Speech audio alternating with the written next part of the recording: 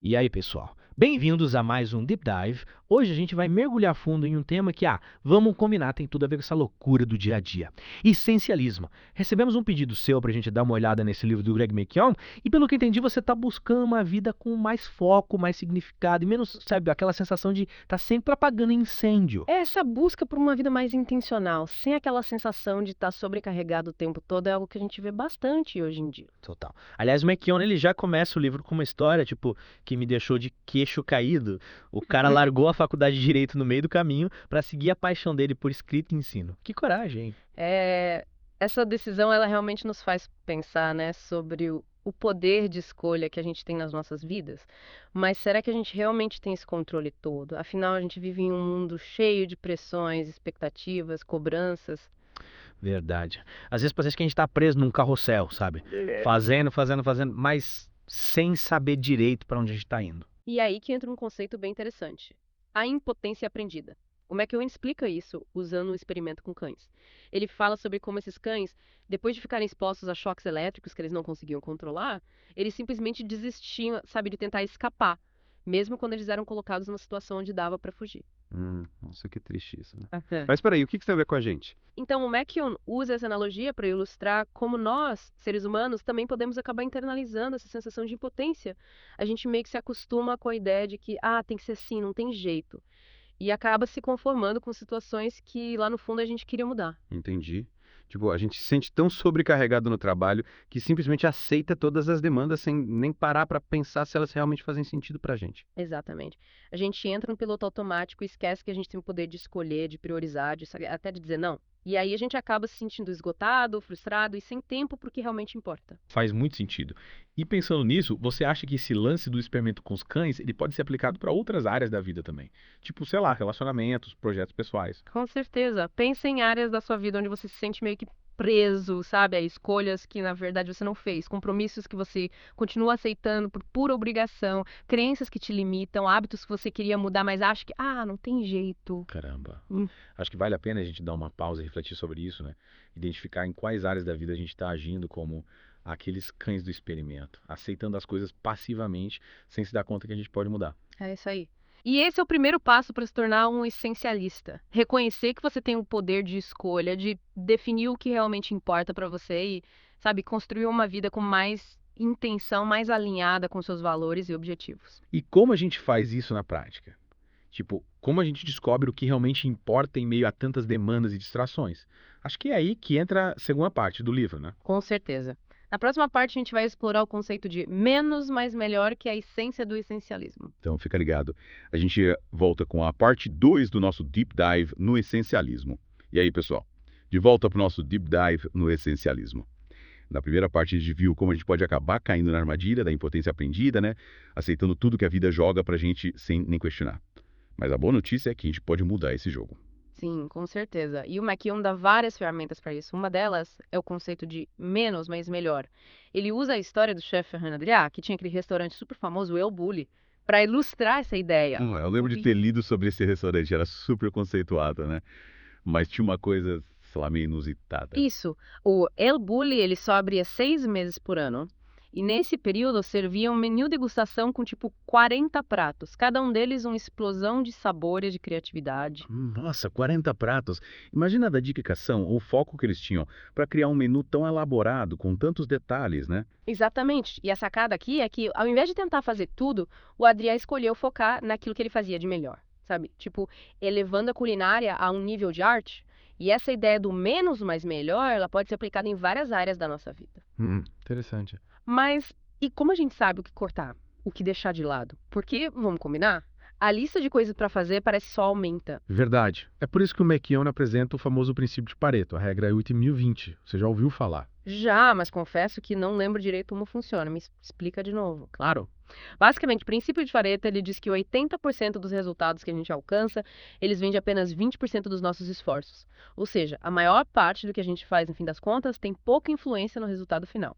Nossa, pensando bem, isso faz muito sentido. Tipo, no trabalho, a gente tem aqueles 20% de tarefas que realmente movem o projeto para frente e o resto é mais. encher linguiça, né? Exatamente. E o desafio é a gente conseguir identificar esses 20% vitais, tanto no trabalho quanto na vida pessoal. O que não ele incentiva a gente a questionar tudo, tipo, essa tarefa ela realmente precisa ser feita. Esse compromisso ele está me aproximando dos meus objetivos. Essa atividade me energiza ou me treina. E como é que a gente faz essa triagem na prática? Me dá um exemplo.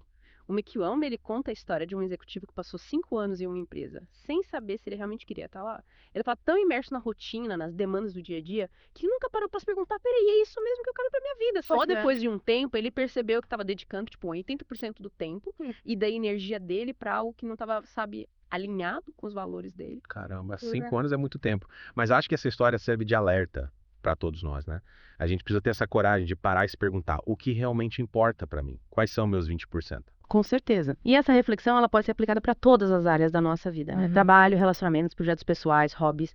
A gente precisa ter clareza do que a gente quer alcançar para poder, sabe, direcionar nosso tempo e energia de forma mais estratégica. Falando em ter clareza do que a gente quer, o McKeown também fala da importância da gente encontrar o lead da nossa vida. Exatamente. O lead no jornalismo é aquele resumo, sabe, bem conciso, impactante, que apresenta a essência de uma notícia. E o McKeown, ele nos convida a aplicar esse conceito na nossa vida, buscando, tipo, a essência da nossa história, o nosso propósito, aquilo que realmente nos move. É como se a gente tivesse que escrever a manchete da nossa própria vida, né? Aquela frase que resume o que realmente importa, o que a gente quer deixar como legado. Isso. E ter essa clareza do lead, ela nos ajuda a filtrar as demandas e oportunidades que aparecem no nosso caminho. A gente passa a ter, sabe, um critério mais definido para tomar decisões, dizendo sim para o que nos aproxima do nosso propósito e não para o que nos desvia dele. Faz todo sentido. Mas confesso que essa parte de dizer não, ela ainda me dá um nó na garganta. Como a gente consegue colocar isso em prática sem medo de, sei lá, magoar as pessoas ou perder oportunidades? Calma, calma. Essa é uma habilidade que a gente desenvolve com o tempo, sabe? E na próxima parte do Deep Dive, a gente vai explorar justamente isso.